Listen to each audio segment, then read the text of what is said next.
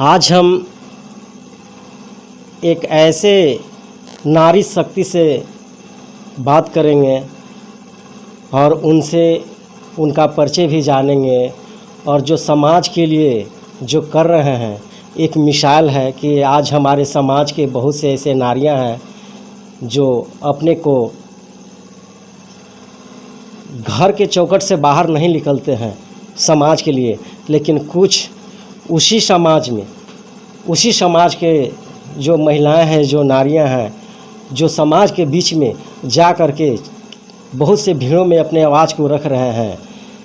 वैसे ही एक नारी हमारे साथ हैं जो उनसे हम बात करेंगे, हम उनसे जानेंगे कि आखिर ये सब जो आप कर रहे हैं समाज के लिए, बहुजन समाज के लिए या नारी समाज के लिए जो जागृत कर रहे हैं, कैसे प्रेरणा मिली, कैसे आप मैनेज करते हैं सारा चीज़, घर का भी काम, बच्चों का काम, समाज का काम, ये सारे चीज़ को मैनेज कर करके आइए समाज के बीच में निकल जाते हैं। एक ऐसे ही नारी शक्ति से आप लोग के परिचय कराएंगे। एक हमारे महापुरुष थे जिन्होंने कहे थे कि नारी गुलाम हुई तो बच्चे गुलाम होते हैं, और बच्चे गुलाम हुए तो परिवार गुलाम होते हैं। अब परिवार गुलाम हुआ तो समाज गुलाम होता है, और समाज गुलाम हुआ तो राष्ट्र गुलाम होता है। ऐसे गुलामी का सिद्धांत है, गुलाम स्त्री गुलाम को ही जन्म देती है। ये हमारे महापुरुष ने कहे थे। जो नारी शक्ति हमारे साथ देख कैसे अपने समाज के लिए काम करते हैं। तो सबसे पहले आपका स्वागत है हमारे BRJ TV चैनल में, और अपना परिचय थोड़ा बता देंगे। मैं PK बौद्ध, ग्राम बराड़ी, थाना नवाब, जिला कैमूर, भभुआ, बिहार की निवासी हूँ, और मैं उत्क्रमित मध्य विद्यालय जैतपुरा में एक शिक्षिका के पद पर कार्यरत हूँ। मैं अपने विद्यालय को देखते हुए और अपने बाबा साहब जिन्होंने हम लोगों को खाने पीने जीने का रास्ता दिखाया और हम लोगों को अधिकार सम्मान दिया, उनका 2-4 बहनों को लेकर के और गांव-गांव में उसका चर्चा हम लोग करते हैं। और साथ साथ मैं मिशन गायिका भी हूँ। तो आप का प्रेरणा कैसे मिला कि हम भीम चर्चा करें? और जब आप घर से निकले थे भीम चर्चा के लिए, तो ये भी बताइए कि आपके घर के जो परिवार हैं, जो सदस्य हैं, क्या आप पर दबाव नहीं बनाए कि तुम ये सब क्या करोगी, ये सब लेडीज़ का काम नहीं है, ये सब औरत का काम नहीं है, ये जेंट्सों का काम है? इस पर आप क्या बताएं?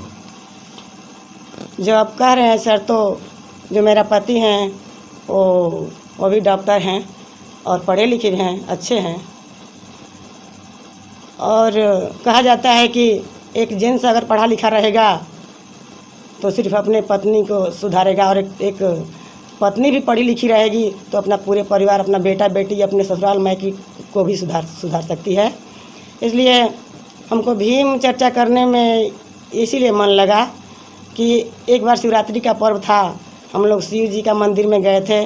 जैसे ही पूजा करके घर लौटे, पीछे से देखे तो पंडित जी ने मंदिर को धो दिया। कहे कि अरे अछूत जात दलित समाज के लोग ये सब पूजा कैले बान, एकरा से हमने के उच्च बिरादरी के लोग आई तो अपमान हुई, इसलिए मंदिर को धो दिए। और हम जब विद्यालय में गए तो अपने 6वां क्लास में हिंदी में 14 पाठ है डॉक्टर भीमराव अंबेडकर, उसके विषय में हम बच्चे को पढ़ाए और अपने को पढ़े, याद किए कब उन्होंने जन्म लिया। ऐसे तो जानकारी था कि कब जन्म लिया, किसके बेटा है, उनके माता का क्या नाम है, उनकी माता कब मर गई, उसने कब मैट्रिक पास किया, सब कुछ जानकारी था। फिर भी हम अच्छे से पढ़ लिए पाठ को। इसके बाद 8वां क्लास में इतिहास में 38 पेज नंबर है, और उसमें देखे कि हरिजन क्यों कहा जाता है, हरिजन हम लोगों का नाम कौन रखा, सब कुछ देखे। इसलिए हम पहले से मेरा संगीत गाने का शौक़ था, हम लोग संगीत गाते थे और अपने से भी 2-4 गीत लिखे, और उसी को गाते गाते अपने गांव में बहनों के साथ गाते गाते हम अब अगल बगल के गांव में जाने लगे। और गाते गाते ही मोबाइल भी चल दिया, उसमें से कुछ मांगते थे, कुछ लेते थे, उसमें से कुछ अपने से जोड़ते थे, इसलिए हम अब गाने लगे भीम चर्चा।